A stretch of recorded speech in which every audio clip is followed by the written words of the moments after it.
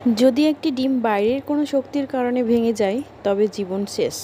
তবে যদি ডিমটি ভিতরের শক্তির কারণে ভেঙে যায় তবে জীবনের শুরু হয়। আসসালামু আলাইকুম। আজকে আপনাদের সামনে এমন একটা রেসিপি নিয়ে হাজির হয়েছি যেটা এর আগে কখনো কেউ করেনি।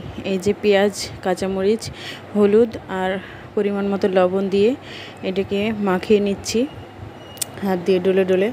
তারপরে চাঁদের মতো সোনার 2টা ডিম দিয়েছি। এখন এই ডিম 2টা ফেটিয়ে নেব, তারপরে তেল গরম করে ভেজে নেব। ডিম আমাদের স্বাস্থ্যের জন্য খুবই উপকারী এবং পুষ্টিকর একটি খাদ্য। দেহের অতিরিক্ত ওজন কমাতে, এনার্জি বাড়াতে, হাড়ের স্বাস্থ্য ঠিক রাখতে, দৃষ্টিশক্তি বৃদ্ধিতে ডিম সহায়তা করে।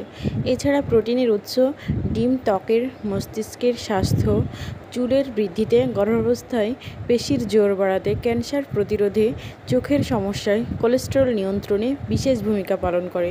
সুস্থ মানুষদের ক্ষেত্রে প্রতিদিন একটি করে ডিম খেলে সমস্যা হয় না। একজন সুস্থ মানুষ প্রতিদিন খাদ্য তালিকায় 300 গ্রাম কোলেস্টেরল গ্রহণ করতে পারেন। সেক্ষেত্রে প্রতিদিন একটি করে ডিম খেলে কিছুই হবে না।